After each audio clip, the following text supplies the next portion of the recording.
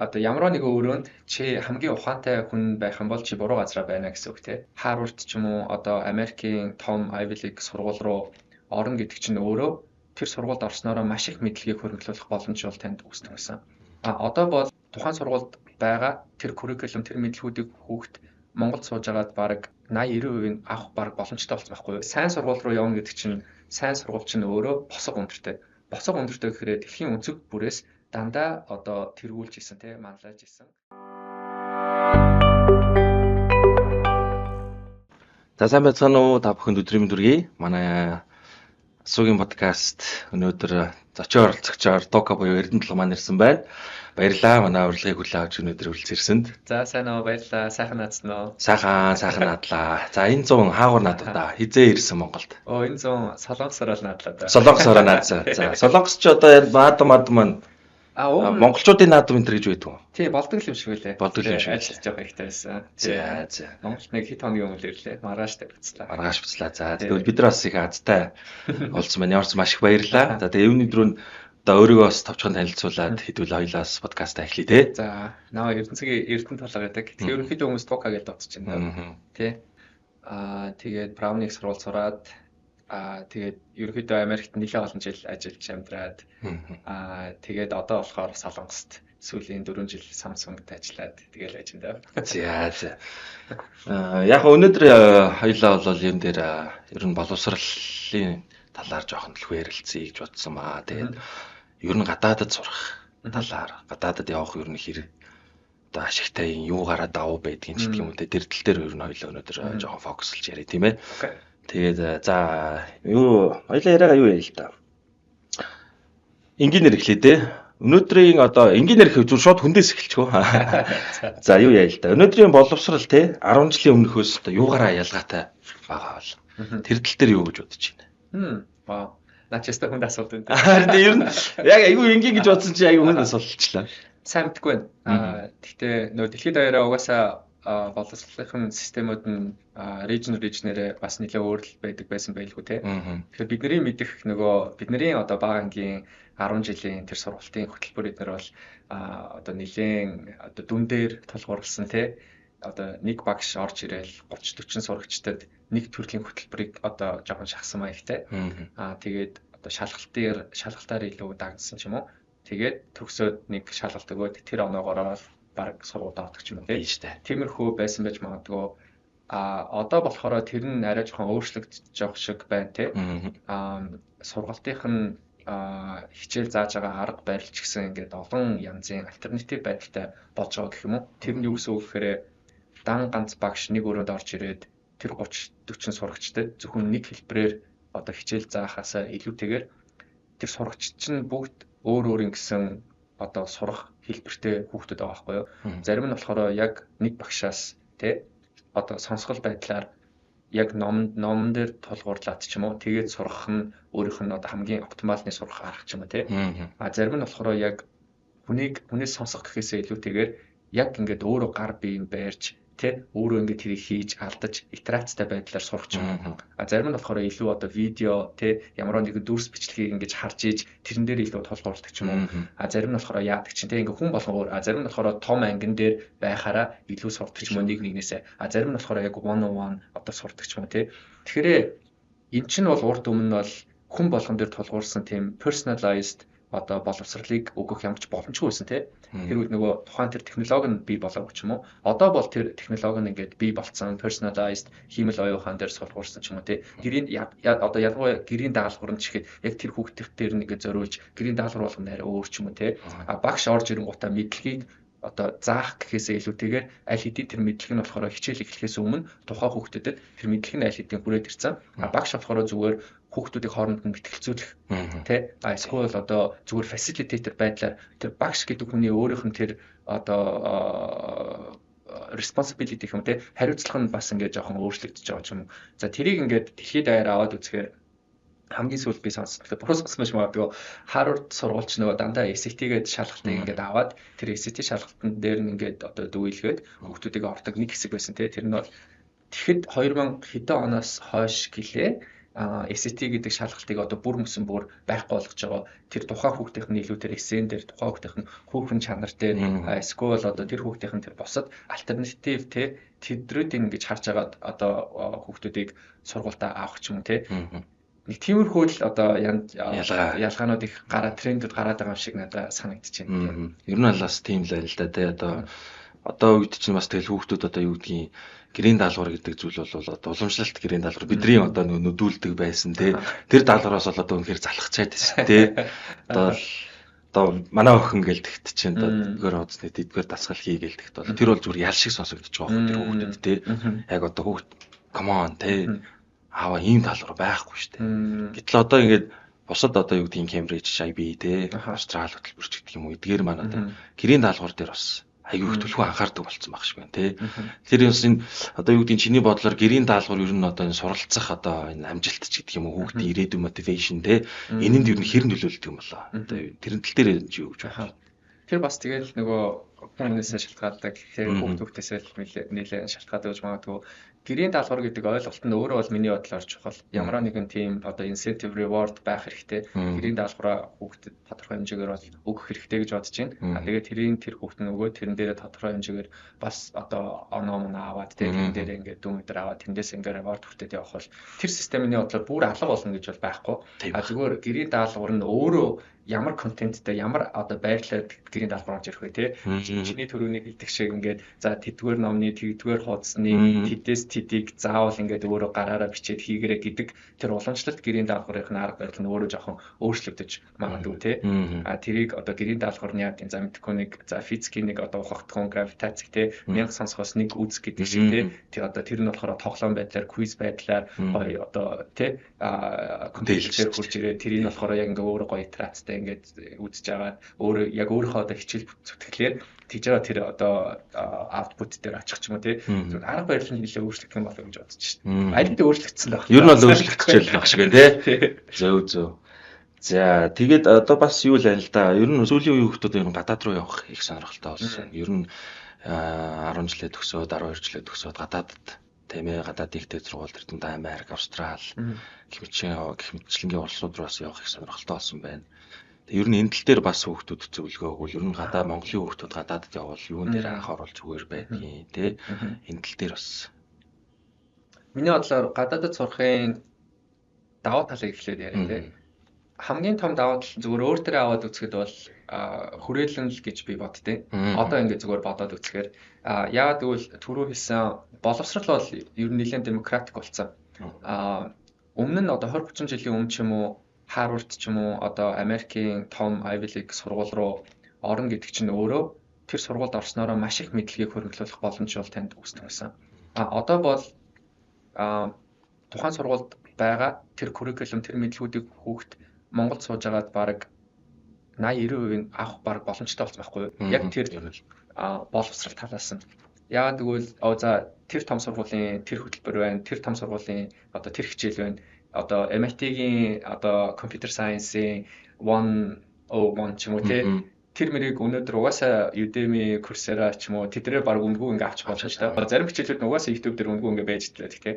Тэгэхээр боловсрал чинь өөрөө нөгөө нэг демократик болсон байгаа байхгүй юу? Тийм бол яагаад одоо гадаадын сургууль руу явах ёстой юм гэдэг асуулт өөрөө үүсэж байгаа.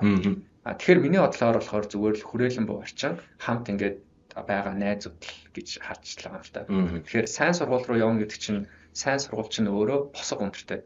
Босго өндөртэй гэхээр дэлхийн өнцөг бүрээс дандаа одоо тэргүүлж исэн те манлайж исэн одоо өндөр мэдлэгтэй тухайн сургуулийнхаа одоо эхний 10% ордог ч юм уу те эхний 1% ордог ч юм уу. Тим залуучуудыг бүгдийн дэлхийн өнцөг бүрээс нэг сургуульд ингээд татаад үсчихээр тэнд нэг тийм гоё бүрэлдэхүүн үсчин да. Тэр бүрэлдэхүүн нь өөрөө тэндээсээ хүүхдүүд нэг нэгнээсээ суралцах тэр боломж нь миний бодлоор хамгийн том даваа тал. Тийм ч учраас би одоо ч гэсэн ерөөхдөө те дэлхийд ингээд сайн сургуулиуд руу манай Монгол бас те залуучууд ингээд яваасаа гэж.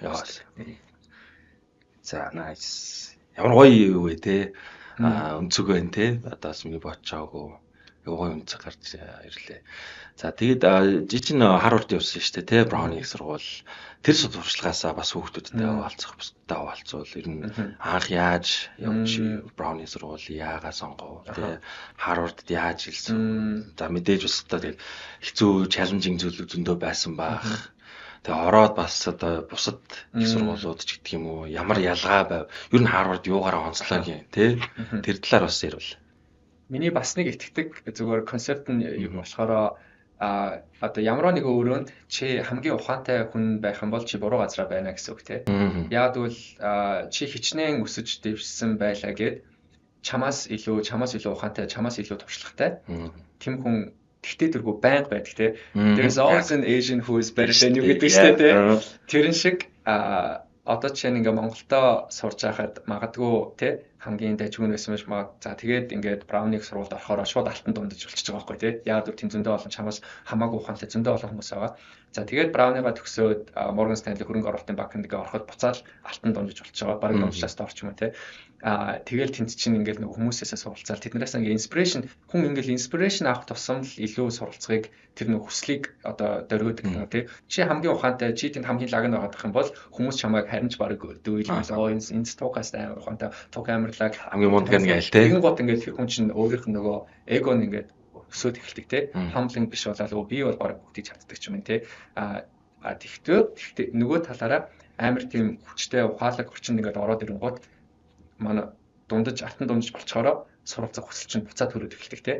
Тэгээ Harvard бизнесийн сургуульд ороход бол би дунджаас доор байсан. Яг үнэ хэлэхэд хүрээлэн буй орчны тэр залуучууд бол үнэхээр чадaltaй залуучууд байсан. Тэгээд одоо Samsung компанид бол яг бас алтан дунд. Тэгээд ерөнхийд алтан дундчлал ер нь яваалаа. Ер нь амьдралынхаа турштай. Зөв. За тэгээд Harvard-д сурахад ч юм уу Brown сурахад те яг одоо юу гэдгийг Монгол гэдэг одоо улсаас гараад өөр улсад очлоо те яг ингээд анхны зүгээр first inspiration first impression те за Brown бол ингээд нэг тийм тэр нэг хүүхдүүд нь илүү одоо арай төлөвшөөгүй гэх юм уу тэр чинь яг 10 жилээ төгсчөөд их сургуульд орж байгаа хүн болгон өөрийн гэсэн ингээл мөрөгдөлтэй тэгээд та нараас мэдчихэж магадгүй Брауны их сургууль чинь өөрөө нөгөө open curriculum гэдэг. Тэгэхээр нөгөө нэг өөрийнхөө мэрэгчил илрийг өөрөө сонгохтой тийм боломжтой, өөрөө бүтээх боломжтой байна. Тэгэхээр нөгөө амар тийм open minded задгаа сэтгэлгээтэй тиймэрхүү одоо залуучууд ерөөхдөө Брауны их сургуулийг сонгож авт юм шиг үлээ.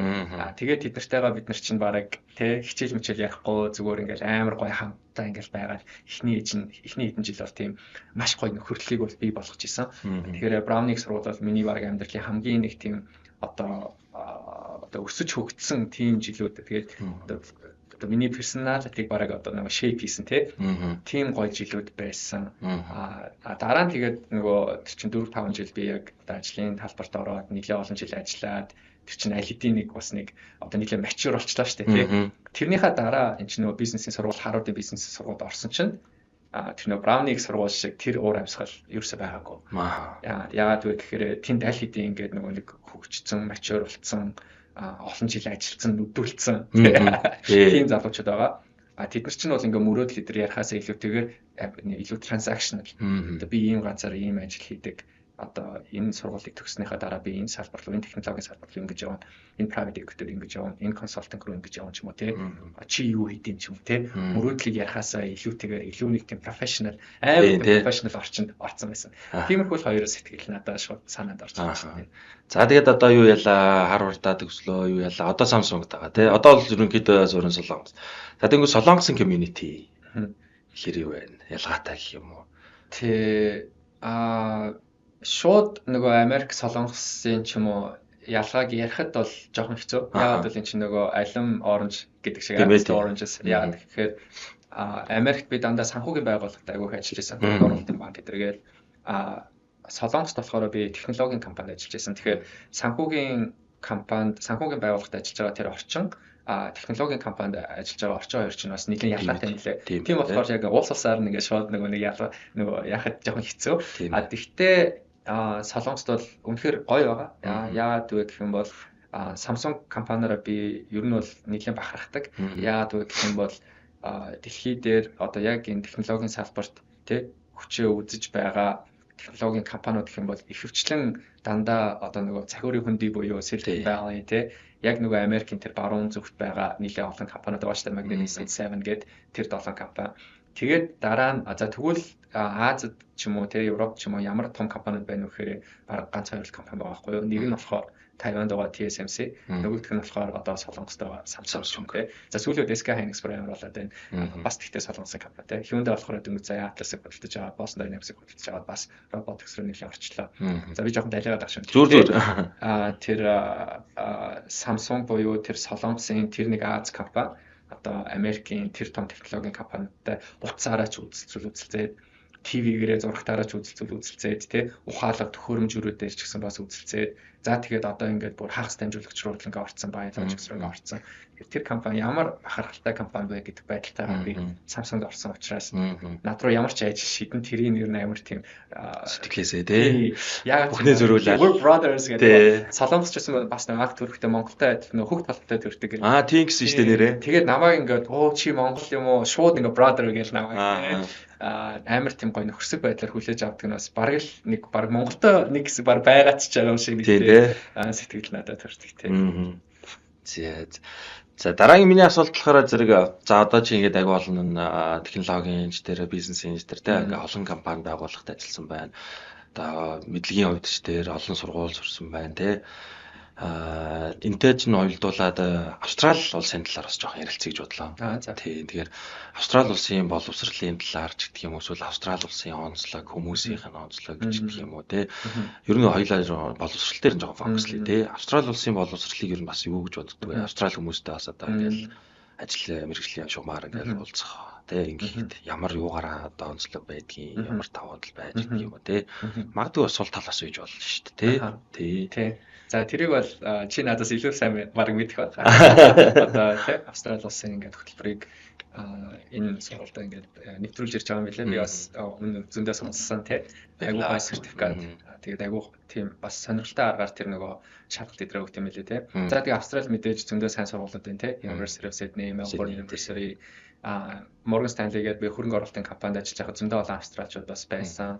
За тэгээд тэд нар бол бас нэлээд ухаантай, чадварлаг залуучууд байсан.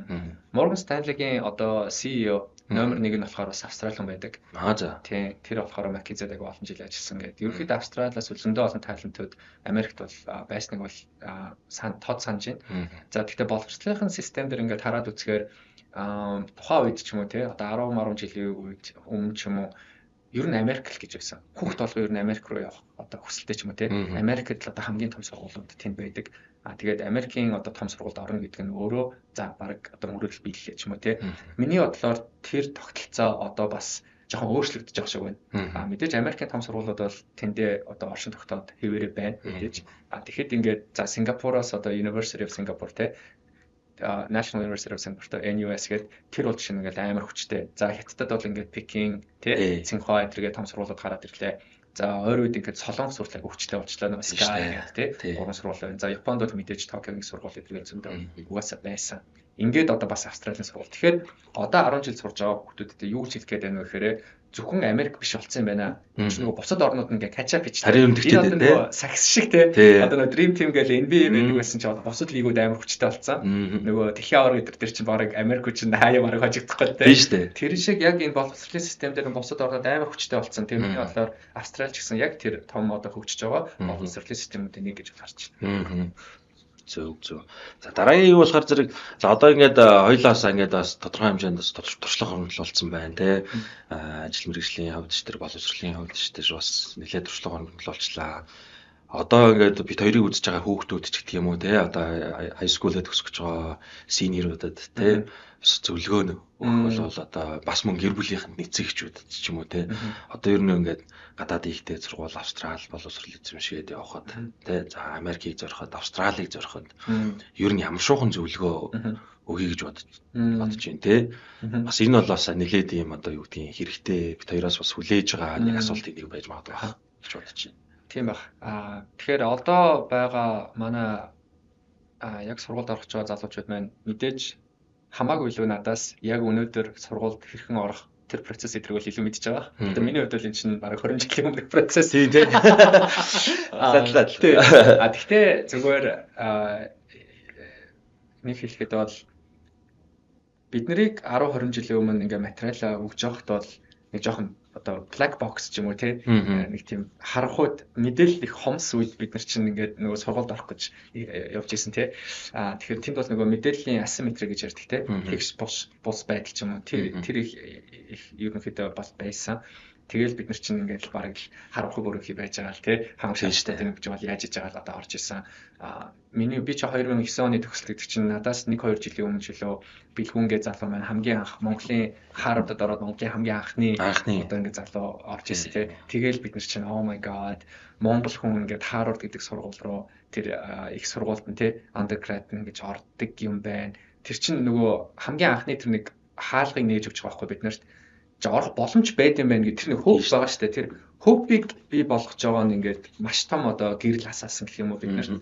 Тэгээд бид нар чинь ингээд араас нь нэгээр ингээд орж яваад одоо бол тэр чинь тийм амар том мэдээ бол биш болчихлоо шүү дээ. Ер нь л Монголоос жил болгон 1-2 хүүхэд том сургууль руу байнга ороод зөндөө олон газар руу ингээд ороод эхэлсэн байгаа тийм. Тэр бол ингээд тэгэхээр нэг талаасаа энэ чинь маш их боломжийг угаасаа манайд нь бид нар бол ингээд бий болгоцсон байгаа байхгүй тийм. Тэгээд мэдээлэл өнөөдөр бол ерөөсөө хомс биш болсон тийм. Мэдээлэл бол бүгд байна. Тэгэхээр одоо байгаа хүүхдүүдэд бол нэг талаасаа харахаар амар азтай. Бүх боломж нь байна. Бүх мэдээлэл нь байна. Гэхдээ нөгөө талаасаа бас жоохон азгүй. Яагаад гэвэл тэр чинээгээрээ өрсөлдөөн нь бүр амар ихсэн тийм. Тэгэхээр 20 жилийн өмнөх Тукагийн мэдлэгээр өнөөдөр бол Браунд орох ямар ч боломжгүй. Тэгэхээр хүүхдүүд маань өөрсдөө илүү одоо хичээх хэрэгтэй яахаар. Тэгэхээр хичээн гэдэг чинь өөрөө илүү олон жилийн өмнөөс ч юм уу те алсын хараатай тухайн одоо сургуулаа ямар сургууль ямар орн руу явах гэдгээ одоо өмнөөс нь эхлээ тооцоолоод эхлэх ёстой юм шиг санагдчихэв. За тэгэхээр 8 дугаар ангиас эхлээл баг те. За би Америк руу ямаар байна уу, Австрали руу ямаар байна уу, одоо хаашаа ямаар те. Тэрийг эхлээ жоохон тодорхойлчих хэрэгтэй. Плангүй байхасаа буруу плантай байсан хамаагүй дээр гэж би боддтой те. Ямар нэгэн план гаргачих. Тэр чинь өөрчлөгдөж болно. Плангүй байхасаа хамаагүй дээр байхгүй юу? Хүн алдаж болно. Ер нь бол алдах хэрэгтэй. Алдснаасаа хүн одоо нэг туршлага хөтлүүлнэ те. Тэгээ план ямар ч байсан өмнөөс гаргачих. Тэгээ тэрнийхээ төлөө зөвтөг тий. За тэгээ тэр ямар шалгалт мал тэр мэдээлэл угаасаа өндөр зөндөө баялаг байна. Тэгээ тэргээр ингээл явах хэрэгтэй л ахтаа гэдэг чинь тий. Зөв. Манай ер нь Монгол хүүхдүүдийн ч гэдэг юм уу те ер нь Монгол залуусын одоо энэ бусад дэлхий дээр гараад ч гэдэг юм уу за бизнесийн болон шинжлэх ухааны салбарт ер нь өрсөлдөх чадвар хэр байдаг юм бол тэр тал дээр би бол хувьдаа бол ингэж боддог байхгүй манай монголчууд за Төв Аз мааз гээл те байршлын хувьд ч гэдэг юм уу ер нь эртнээсээ ч гэдэг юм уу ер нь IQ нэлийн өндөртэй гэл ер нь яриад байдаг те тэгээд ер нь дэлхий дээр бусад одоо энэ одоо олон төрлийн мэргэжлүүд байна те ухааны салбар ч гэдэг юм уу бизнесийн те тэр битгийл одоо койны салбарч гэж байна шүү дээ. Ер нь өрсөлдөх чадварын хувьд Монгол хүний потенциал ч гэдэг юм Монгол залуучуудын одоо чадвах мэдлэгийн хувьд хэр санагддаг вэ? Ер нь одоо ингээл Солонгост ажилладаг хүний хувьд Монголдо ирчээд харж байхад ч гэдэг юм тий. Миний бодлоор түүхий потенциал, raw potential гэдэг чинь тий. Потенциал миний бодлоор монголчууд айгүй өндөр. Тэгвэл яг тэр одоо потенциалаа нөгөө nurture хийн гэх юм уу тий. Тэрэндээ жоохон одоо арай жоохон сул байдаг ч юм уу тий. Нөгөө discipline гэдэг нь арай жоохон сул байдаг ч юм уу. За тэгээд хөдөлмөрлөл тий. Яг тэрийг ингээд авч явах ч юм уу. Яагаад би тэгж хэлж байна гэхээр зүгээр шатар дээр л харъя л да тий. Би өөрөө шатрыг тавалдаг. Тэгээд шатар чинь ингээд нөгөө насныхаа ангиллаар Аз дэлхийн аваргад бүр багаас эхлээл орох боломжтой байдаг байхгүй юу. Тэгэхээр чинь бүр одоо 8 наснаас эхлээл ер нь Аз дэлхийн аварга таварах боломжтой. За тэгээ 8-аас 10 нас, 10-аас 12 нас ингээд явсараад 16-аас 18 нас ч юм уу те. Насанд хүртлээ Аз дэлхийн аваргад орчоо. Тэгээд ингээд харахаар манай монгол хүүхдүүд 6-аас нэг 10 наснаас ч юм уу 6-аас нэг 12 наснаас хүртэл амар сайн. Яагаад гэвэл чи нөгөө түүхий потенциалаараа шатар жоохон сураал дэлхийн аваргад орж ирэнгүүтээ медалийн түүгээд байгаа байхгүй. Тэгснээ амар огцон уналт үүсээд байгаа. 14 мөрөөс эхлээд ерөөхдөө байхгүй амжилтанд буураад эхэлдэг. Тэгэхээр яаж нэг гэхээр тэр чинь нөгөө raw потенциал, түүхий потенциал чинь чамайг тодорхой хэмжээнд л авч явд юм байна л да. Тэрний дараа болохоор нөгөө урт хугацаанд болохоор чиний хөдөлмөр, чиний дисциплин гэдэг чинь илүү одоо нөгөө impactful болоод эхэлж байгаа байхгүй юу. Тэгээд тэрэн дээр нөгөө хятад энийг тэгээд тэр чинь тест бодоо гарч байгаа байхгүй. Тийм ээ тий. Тийм. Тэрэн дээр яг би зөв ганц жишээн дээр л зүгээр тэгэж анзаарсан тий. Сайн мэдэхгүй байна. Гэхдээ потенциал бол маш өндөр байгаа гэдэг чинь чамд боломж байгаа шүү л гэж хэлмээр тий. Тийм ээ тий. За тэгээд өнөөдрийн хоёулаа ярилцлага энэ хүргээд өндөрлөе. Тэгээд эцэст нь бас манай сургуулийн Australian Smart School Улаанбаатар те эдгээр сурагчдад хандаад бас ирээдүйд нь амжилт хүсээд ч юм уу те сургалтад нь амжилт хүсээд та нэг өглөө ш те. За тэгээд яа өнөөдөр намайг бас урьсан маш их баярлалаа. Тэ маш гоё сургууль байна. Маш гоё хөтөлбөр ингээд нэвтрүүлж байгаа юм байна. Тэгээд танай сургуулийн одоо сурагчдад хамт олонд тэгээд ажлын амжилт хүсье. Тэгээд хүссэн сургуулиудаа та нар ороорой, Австрали руугаа сайхан яваарай, Америк руугаа яваарай тий. Тэгээд та нарт зөндөө боломж байна, зөндөө потенциал байна. За тэгээд асуух зүйлээ бол асуугаарай. Тийм. Тэгэхээр одоо сургуулаараа дамжуулаад манай хүүхдүүд шууд туг ахтайгаа холбогдоод зөвлөгөө авч бас болох нь шүү. Тэрийг бас яг би чинь савлж байна. Тэгээ болно шүү дээ тий. За тэгээ ямар ч сан бидний урилгыг хүлээн авч өнөөдөр хүрэлцэн ирсэн. Тэгээ өдөө цагаасаа зарцуулсан тугата айгүйх баярлаа, маш их баярлаа. Тэгээд ирээдүйн ажилд нь өндрөөс өндөр амжилт хүсье. Тэгээд дараагийн подкастаар хэдүүлээ иргэн уулзцгаая. Окей. За баярлалаа.